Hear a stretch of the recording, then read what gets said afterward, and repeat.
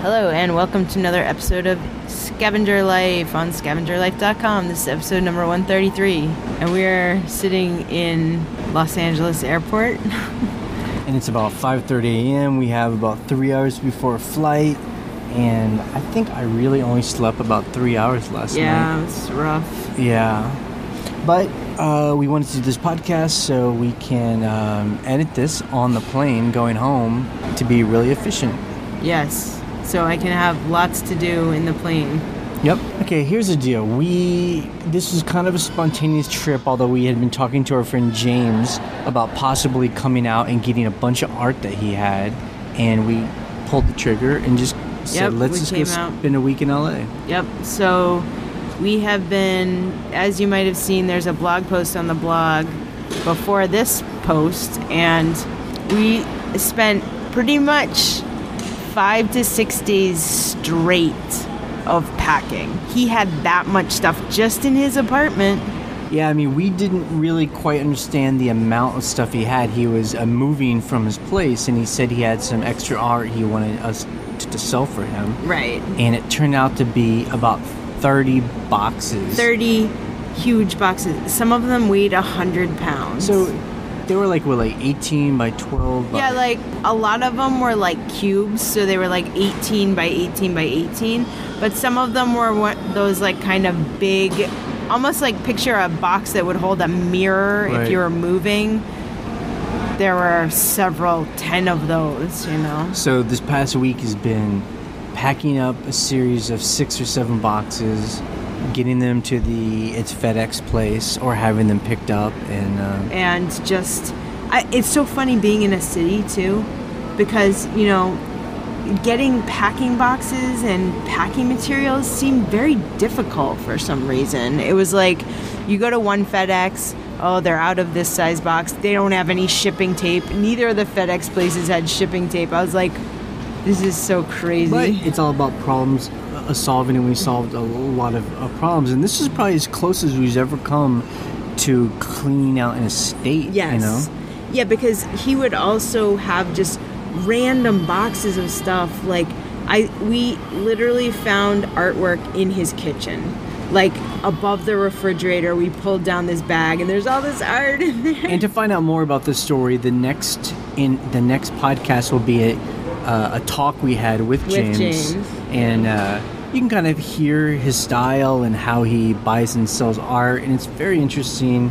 We're definitely learning a lot from him, and it's exciting for us because, you know, we're always trying to sell more kind of high-end stuff, and this is one way to do that. Right. So it gives us a boost of like really interesting inventory to start putting up, and boy, is there a lot of it. And so, and we even did a whole podcast of why we hate consignment. So I know it's a little weird, but in this case, you know, for those of you who have tried consignment, the only reason why we're doing this is because James agreed to we get half of the profit after expenses. Right. So we didn't have to buy the estate outright or anything like that. And that's different. And we just made sure that what it's getting, we thought was going to sell for a good amount of money. Exactly. So it's worth it on each one. Right. You know? So we love this kind of art.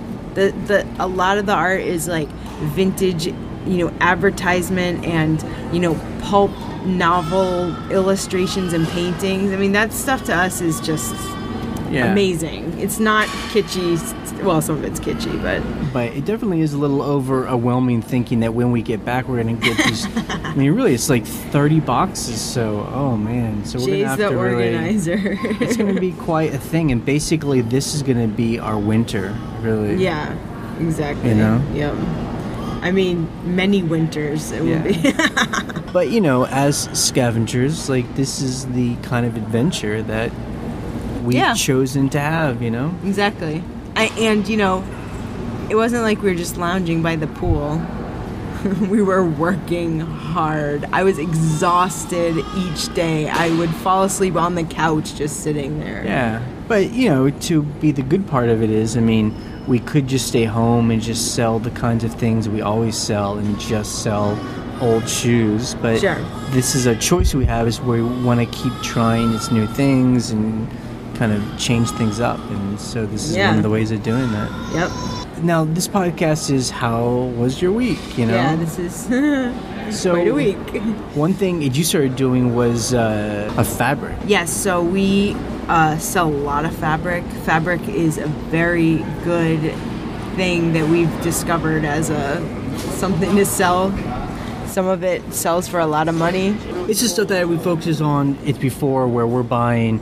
It's vintage. It's fabric, and I'm sure you guys have seen this as well. Where you go to a yard sale or a thrift store, and it's normally back in the corner in plastic bins. Someone's died, and someone's given away like a person's fabric closet. Right.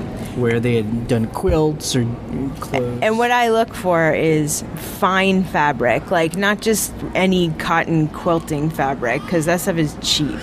I'm looking for wool. I'm looking for silk. I will sell some cotton if it has a really cool pattern on it. But you can find some high-end designer, stuff that people buy for hundreds of dollars a yard sometimes. Or, the kind of weird is patterns that you just can't get anymore. And people buy this in a yard or two at a time so they can redo a chair or make pillows, make drapes. The more yardage you have of one single fabric, the better. You can charge a lot more if you have yardage. So that's what it's doing a lot. Is before coming here was you were listing fabric, because we have bins of it right now. Bins and bins. And the great thing about fabric is I find it very easy to list, because I don't really have to say anything about it other than what the material is and what the measurements are. And easy to ship. And it's so easy. Yeah. I think I'm going to go into business just doing fabric and playing cards. That's it. It's so easy. And actually, I think we got this idea from your mom. Yes. That was really big into fabric. She was really into something else, which is obviously made of fabric, is drapes and curtains and balances and whatever they're called. They have all different names. And she would just sell them like crazy. She'd put them up and sell them like crazy, like $50 for curtains. And I've seen her sell fabric and wool and all that stuff. And I'm like, I'm going to try it.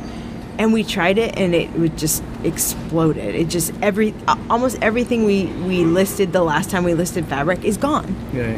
So and some of the stuff that it's put up is already sold. I just sold some this morning, and that was I listed it a week ago. $30 for a little piece of fabric. So as we always say, we're willing to hold something for a year before it sells. But this is a good example of things do sell the moment they get listed. And I think if you, just to talk a little bit more about it, really think about who's using it. There are crafters, there are people who make clothes, there are fashion people. They want something unique. They want to make a unique piece. And if they can't just go to the regular fabric store and find this weird pattern, they're gonna go on eBay. So there are those people out there looking for that stuff. So speaking of combining the last two things we talked about, so when we flew here to LA, yes, we take a specific airline. We take Virgin America. And these days a lot of flights have a Wi-Fi, but you have to pay for it. And I think it's about $30 for $20 to $30. A coast-to-coast access. But interesting enough, on this specific airline, eBay has some kind of deal where you can surf eBay for free on their Wi-Fi. Why? Because I guess they're like, we want people to be buying, shopping. Because they have a captured audience. But Ryan figured out that not only did you get access to buying stuff on eBay, you can actually list. So you were a listing for free. It was so amazing. I was sitting there and I was on the computer and I was like, let me just see how much Wi-Fi is. You all know that I am cheap. I don't want to pay for stuff like that. It's too expensive. And so I'm like, oh, let me just look. And I had an eBay page open and it refreshed itself and it worked. And I was like, oh yeah. There's like a little commercial on Virgin America when you watch like the beginning of your TV thing, and it's like, shop on eBay for free on Wi-Fi. And I was like, oh my God, I can totally list. The only problem was what I really wanted to do was go into my messages and see if anyone had sent me messages. I couldn't get into anything like that. It was very specific. You can get on your listing page. And the only other issue that I found that I needed a workaround was it was very hard to upload photos because their upload speeds are like nothing. But because I host on my own server, which I know is very rare, but this is how I worked around it. Instead of saying upload photos, when you click on that link, you can say copy from another server. I think that's what the text is. And so I just copied my URLs because I have all that already on like my Google spreadsheets. So I was able to just actually fully list. So I listed like a lot of fabric, 30 things. That is some digital scavenging there, like I always talk about. So that was amazing. I didn't have to pay for Wi-Fi. So I don't know if I'll do that again because I will be editing this podcast. But that is a good resource if you're cheap like me and you're on Virgin America. I don't know about Virgin Atlantic or anything like that, but it was a cool hack for sure for eBay sellers. So the other thing is, we've talked about this before, as always, is that we like to sell while we're gone. Mm-hmm. So that means that we obviously can't ship when we're not home. Right. So what we've normally done is we put vacation on the store, and when someone buys, we send them a message and say, just so that we're gone, like it says.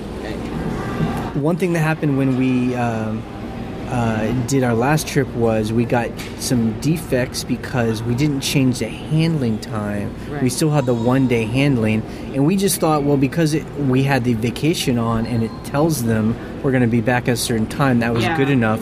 But eBay said you need to actually change the handling time, and that's what happened this time, right? So I changed the handling time, and for 3,500 listings, it was a pain. It took forever. And you just go through the bulk lister and you do it. It's not a big deal, except there were some errors where it was saying certain items were local pickup that they weren't, like trucker hats, local pickup. I'm like, what? So there was some bug that made it take longer. But all in all, it took me about a half an hour to do it. It should be faster. It's so crazy. It should be faster, but, that's just how their system is. So the good thing was I was able to change the handling time. We saw that they were all changed. So I did a 10-day handling time because it skips from, 1, 2, 3, 4, 5, 10. Like there's nothing in between it. So I changed it to 10, but then I realized also with the handling time that, every day you're gone, it's shifting your handling time 10 days. It's not like 10 days from when you started. So halfway in between our trip, I was thinking I should change it to like 3-day handling time, halfway through. I didn't do that because I was like, this is too much work. But I did change the handling time back yesterday. Right. So it's just something to think about. And I don't know if that had affected our sales, but normally we sell pretty good when we're gone. But I wonder because we changed the handling time, if it really did. Because we probably sold about maybe 65% of what we normally sell. I mean, there were there was one day where we didn't sell anything. Yeah. So I do think it affects it, but the good thing is all our customers are notified. eBay says they'll cover us for any defects, so it's a toss up, Yeah, it's kind of our continuing experiment to try and see how we can keep our store open while we're traveling. Yeah, exactly. So we'll see what happens when we get home. I'll be pulling everything tonight and shipping maybe tonight. Yeah, because actually, so we've been gone for 7 days, and we've sold about 20 items. That's pretty sad. Yeah, no. That's not bad. It's not bad. Yeah. Good stuff sold. I sold more playing cards. 2 sets of playing cards. Just crazy prices for playing cards. I think one was $80 and one was like $40. And that's an interesting thing it's for us about playing cards is that you actually start to realize that people will take a deck of playing cards and just sell them one by one. Yes. So someone might have bought a deck of playing cards for $50, but then they sell each one for sometimes $15 and $20 a card. Yeah, so I've noticed that the people who are selling playing cards are in Australia. I don't know what it is. Melbourne, Australia. Several people there are doing it. If anyone's in Australia and knows what's going on with that, I don't know.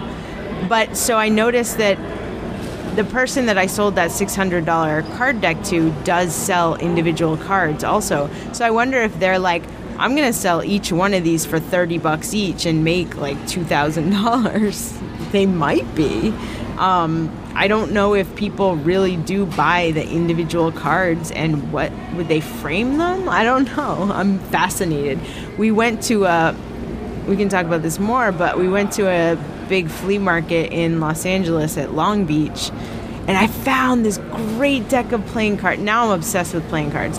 $5 for this 1930s Art Deco silver-edged playing cards. I was just like, yes, this is my new thing that I'm looking for. Because people, they're just like, $5. I'm like, I will sell these for $100. You know, I hope. Yeah, and even though we packed a lot in LA, we did take time to go to like this a flea market. And those of you who are from the SoCal region in LA, a weekend they have a huge flea market, a rummage sale, swap meet, and it changes in different places. So we went to the one in Long Beach, but some weekends it's the Rose Bowl. I think we learned that from Mr. Customer Service too. Is that the Rose Bowl is huge. Like I can't even imagine how huge it is. But we didn't go to that one. I assume that I need to ask him. It's Mr. Customer Service if those are the ones he's going to that big, because I can't believe how big this place was. And they said this specific one was smaller than a Rose Bowl. I mean, it's like... It just went on forever. It's football fields full. And these are people that have the best of the best, gorgeous items. Right. And it's much more than we normally like to pay. Like, we like to pay $1. This is definitely on a higher scale. End, but we were still finding cool things, paying more for it, but I mean things that if you can sell for a couple $100. You know? Yeah, I mean we definitely bargained with every single person we bought from, and they lowered their price a little bit. But I bought some gorgeous fabric, mid-century modern fabric that has like Siamese cats on it. I could not resist that. I bought a beautiful, like, a doctor's bag, you know? a leather doctor's bag. We shipped that home. I'm like, where is that? Oh, yeah, it's in a box. A lamp, like a mid-century. Oh, a lamp, yep. We found a painting, this, like, funky, weird painting that had gold leaf on it and this guy on a horse. Oh, it was so cool. I bought a cool backpack. These JanSport backpacks. This is such a weird phenomenon, but for some reason, JanSport, just look it up on eBay. JanSport with the leather bottom. And Jay has one at home that I need to pull out and sell it. They sell for $150 or more. And these are just like ones that I had as a kid going to school. It's like a small book bag, you know. But the great thing about it is, like, now when you buy a backpack, I'm looking at the backpacks we have that we travel with, there's a million pockets, there's all this weird stuff, whatever. And the great thing about the JanSports is it's one big pocket and one little pocket. It's so simple. It's like such a great, easy design, and it's the ones with the leather bottoms that sell for a lot. So I bought one that's bright yellow, and then we have a black one at home, so that's something to look out for. But I mean, it's basically, though, I was just blown away. Like, I can't imagine if we had lived in LA. Just seemed like there's so much access to great inventory. It's just so strange. I can't believe anyone complains about they can't find stuff. I'm like, there's almost too much stuff. It was almost too much. It's just like overwhelming. The amount of amazing, gorgeous, mid-century modern furniture for great prices at that flea market. I was just like, if we lived here, we would get every piece of furniture for our house here, you know. I wouldn't resell it because the prices were high, but... But there's also a lot of great stuff that is still priced low enough where I think you could... And we'll see, because we bought some of this stuff where I think that you can sell it higher. It's instead of what we have been doing, buying it for $1 and selling it for $30, $40. Yeah. This is buying it for $5 to $10 and selling it for $50 or $100. Yeah. Like, that fabric I bought for $35, which is way more than I like to pay, but this fabric was stunning. So I'm going to put a high price on it. How much you think you're going to put? I think I might put $300 on it. Wow. It's really amazing fabric. Some designer is going to be like, yes. I think it's interesting too, going to like a flea market in California, just because we're in a different part of the area of America than from where we're from. It's just, there's like a whole different kind of stuff out here. Yeah. There's a lot of that mid-century stuff, just funkier stuff, like arty. Yeah. Much different from where we're from, where it's more like a rustic farming stuff. Yeah. Yeah, it's definitely a different vibe, but we also generally do not shop at the quote-unquote antique markets, because that stuff is almost retail prices unless you can find the little tiny things. I didn't really feel like this flea market in Long Beach was like an antique market. I mean, people had antiques. There was still a lot of just tables Junkers. with a bunch of junk. That's true. Places that said, everything on this table is $3. That's true. That's true. There were those guys too. But not as junky as our flea market, that's for sure. And we even were making deals with people where they even say it. They're like, "I'll make you a deal because I don't want to have to take this home." And that's really the thing that flea market people I really feel for, is that they have these big trucks and trailers. They have to unload everything, and then pack it up. They do not want to have to pack this stuff. Like this one lady, we were talking to her. And we were like, how long does it take to break down your booth? She's like, I don't know, 3.5 hours. You're kidding me. Oh my God. She had a lot of stuff too. So this week, Ryan from Online Selling Experiment had an interesting post. He does this thing where every month or two, he will be open about its problems he's had doing Amazon FBA. And not that he doesn't want to do it, he's just saying, like, these are the ways I need to improve. And this week was great because he was talking about how selling on Amazon FBA, there is a problem where sometimes you get caught buying at a certain price, and when you put it up, it looks like you're going to make a bunch of money, but maybe a bunch of other people have done the same thing, so the price comes down. And he talked about that, He talked about things like, his mistakes he made where it cost too much to ship or more than he thought. He talks about things where he would put the wrong prices on some things, and then they would sell, and then he would have to, of course, still send it to the person at that price. Yeah.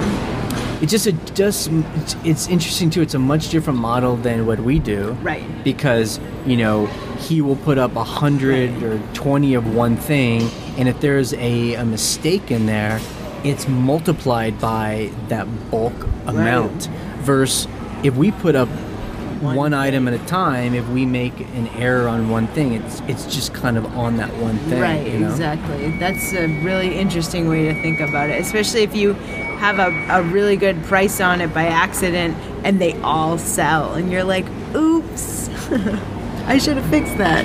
And he's doing this interesting thing too. I'd love to see how it plays out over time, where he basically has a friend of his going out and buying for him, that's interesting. and a listing for him on Amazon FBA. So he's trying to train people. Yep. I mean, it's a great blog because I think it's like us. He posts numbers, and you it's can all about the numbers. Really kind of see into someone's business, and it's not just a bunch of bluster. It's not just a bunch of like, look at all this stuff I bought. Hype. It's more about, look at what I sold and look at what my numbers are, and do these numbers work? Because anyone can go out and buy a bunch of stuff. I mean, buying stuff is easy. That's the easiest part. But I want to see what people sell. Exactly. And after all the expenses, and do those numbers work? Right. Exactly. So, we've always said we aren't big fans of Amazon FBA because it doesn't really fit our passion or whatever. Right. But Yeah. He loves it, and he's got a whole like way to do it, and it's a really cool blog, and I'll link to that from this post. I feel like FBA is like this weird online selling experiment. It's like a science experiment, He's like input all the data, exactly. Analyze the data. I mean, that's how you have to do it with an operation like that. I mean, we analyze the data and the numbers, but it's so weird. You don't know what you're going to find at the flea market. It's just a weird, different, fluctuating thing. But yeah, it's good. It's interesting too. I mean, talks about like, for him, he has to sell a lot quicker than we do because what eats into his profits are the storage fees at the Amazon warehouse, and so he needs to sell fast, or else every month he's getting dinged on the amount of storage that he has. We definitely do not think about that. Yeah, we're like, put it in storage, let it get dusty. Hopefully not, but so we're about to catch our plane home. We will put up the Q&A post this week to do more questions, since we can't cover questions today. And so hopefully this has been an interesting, like, just us documenting our journeys of experiments selling on eBay. This has just been a fun week, I guess. It's been crazy. A lot of work, still some fun and sunshine and hanging out in a pool. That was good. Now we go home. All right, see you. Okay, bye.